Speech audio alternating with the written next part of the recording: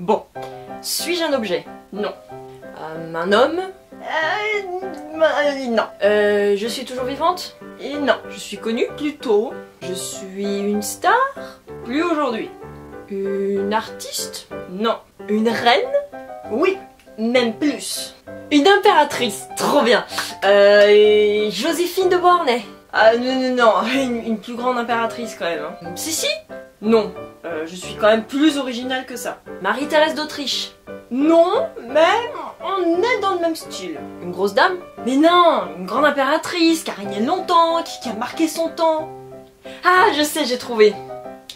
Victoria! Ou communément, les gens me disent la reine ou l'impératrice Victoria. Oui, la reine. Bon, bah voilà.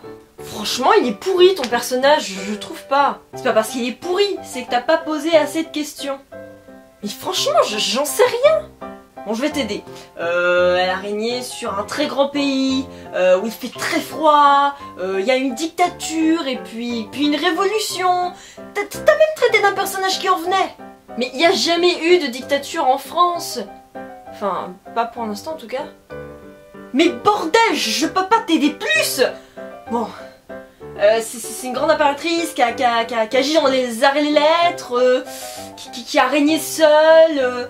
Bon, elle était un tout petit peu nymphomane. Ah mais oui, Catherine II de Russie. Quoi? Ah yes, j'ai trouvé. Non mais sérieusement, c'est tout ce qu'il a décrit pour toi. Bah, c'était une chaudasse quand même. Tu sais rien d'autre? Bah, je crois qu'on va devoir faire une toute petite mise au point. Bonjour à tous, donc aujourd'hui me revoici pour une nouvelle vidéo et on va parler d'une femme dont on n'a pas beaucoup parlé à part pour ses conquêtes. Pourtant c'était une très grande impératrice qui a régné sur un très grand pays prospère qui faisait autre chose que boire de la vodka. Adepte des Lumières et grande politicienne, Catherine II a marqué son pays. Et je pense que c'est pour ça que ça vaut le coup qu'on passe un tout petit peu de temps sur elle. Tout comme ont pu le faire ses amants. Quoi? Je comprends pas. Je te laisse un peu de temps pour celle-là.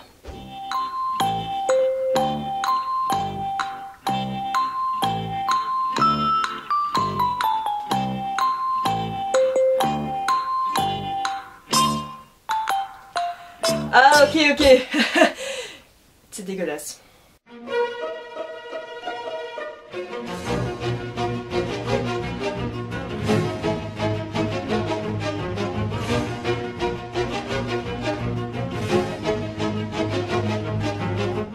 Catherine, qui à ce moment s'appelait Sophie Auguste d'Anhalt-Zerbst, est née en 1729. Fille de parents prussiens, son père était officier et sa mère princesse. Délaissée par ses parents, elle s'instruit beaucoup grâce à sa gouvernante et à 15 ans, elle est promise au futur tsar Pierre III.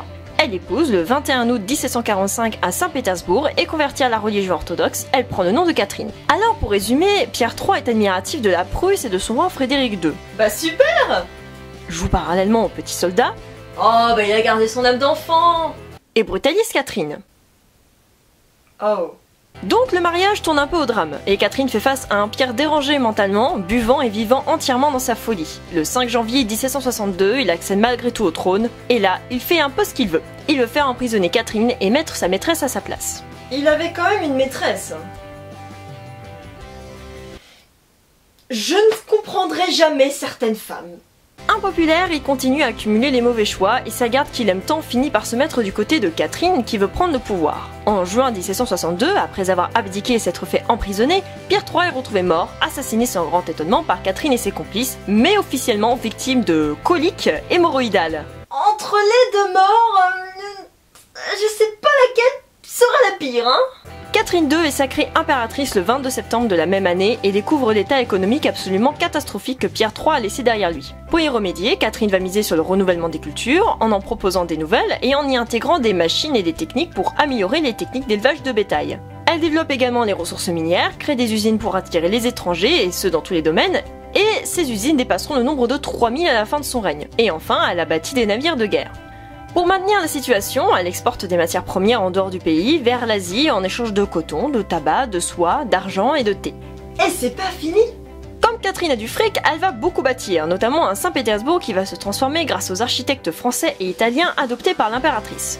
2 nouvelles villes vont même être créées. Et elle continue, pour l'éducation cette fois. En 1764, elle transforme le couvent de Saint-Pétersbourg en interne pour jeunes filles aisées et établit le statut des écoles pour tout le pays, avec au moins un établissement scolaire par ville, même en province. Mais Catherine aime aussi les arts. Elle crée l'Académie des Beaux-Arts, toujours valable aujourd'hui, et modernise l'Académie de danse, reconnue dans le monde entier, puisque cette académie a fait connaître la Russie comme le pays des ballets, et ce toujours de nos jours. N'oublions pas non plus la littérature, amoureuse des livres et adepte des Lumières qui vont inspirer sa manière de gouverner. Elle invitera beaucoup de philosophes français, mais elle essuiera beaucoup de refus, dont celui de Voltaire qu'elle admire le plus à travers leur correspondance conséquente, correspondance valable aussi pour Diderot d'ailleurs. Ce dernier sera seul qui viendra en Russie en 1773, et même si Catherine ne pouvait pas appliquer ses idées, elle le questionnait longuement sur des sujets comme l'éducation. Elle va aussi acheter les bibliothèques des deux hommes, bibliothèques encore en Russie.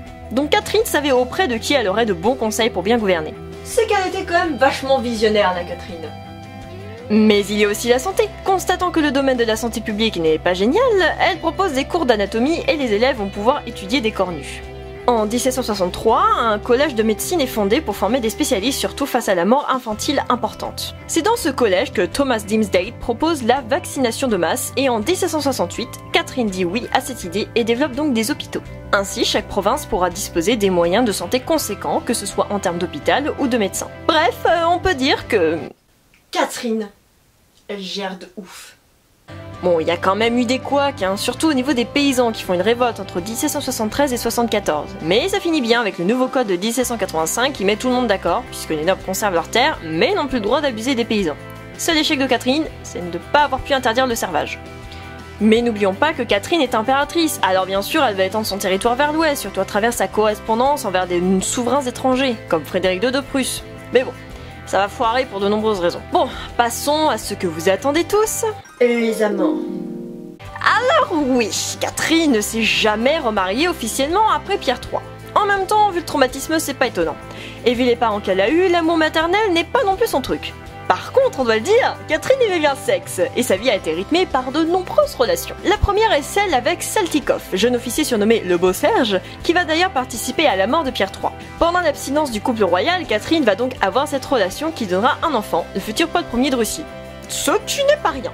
Bon, on lui a arraché très vite et ils ne s'entendront jamais. Mais ça reste quand même le seul héritier mâle qui va pouvoir légitimer Catherine avant son accession au trône en le nommant comme fils officiel du couple royal et ainsi de garantir la succession du pays. Mais sa première véritable relation fut celle de Grigory Orlov, et ce pendant 10 ans, entre 1762 et 1772. Il a eu un rôle important, que ce soit sentimental comme politique, puisqu'il a participé à la lutte contre l'épidémie de peste en 1771. Mais le vilain avait des relations, donc Catherine n'a pas hésité à le virer, comme le roi le ferait envers ses maîtresses. Strong, independent woman. Ils ont quand même eu 2 enfants, mais ayant légitimé son premier enfant, ce dernier n'avait pas à craindre de perdre le rôle de successeur. Bon, pour patienter, Catherine eut dans son lit un jeune noble, mais s'en est vite lassé, plus doué à converser qu'à la distraire. Oui, Catherine voulait pas non plus que blablater, fallait pas déconner non plus. Pour changer, elle prend le jeune Orlov de 25 ans qui lui, c'est plutôt l'inverse, et Catherine devient alors peut-être la première impératrice cougar d'Europe, puisqu'elle a alors plus de 40 ans, ce qui est pas mal. Mais vers l'âge de 45 ans, son cœur se tourne vers Grigory Alexandrovitch Potemkin. Et cette fois, j'arrive à le dire. Potemkin, ça a été le grand amour de Catherine. Officier de la garde, il était charmeur mais aussi très intelligent et il a joué un rôle considérable en politique qui servit beaucoup la Russie. Et l'avantage, c'est qu'il était aussi doué en intellectuel qu'en amant. Donc vraiment le mec parfait pour Catherine. Catherine l'a d'ailleurs couvert de cadeaux et de pouvoirs, même s'il n'avait pas dû être le seul, puisqu'il a dépensé 92 millions de roubles pour ses favoris. Ah oui quand même. Mais Potemkin se détourne du lit de l'impératrice après 2 ans de relation, même si ce fut quand même le seul mariage secret connu de Catherine de Russie. Mais il va rester auprès d'elle en tant que conseiller politique et sexuel, puisque c'est lui qui va évaluer les hommes les plus aptes à devenir les amants de la souveraine, que ce soit pour leur culture, leur santé ou leur performance. C'est drôle, ça me rappelle Madame de Pompadour, sauf que là, c'est l'inverse. Décidément, cette femme est géniale!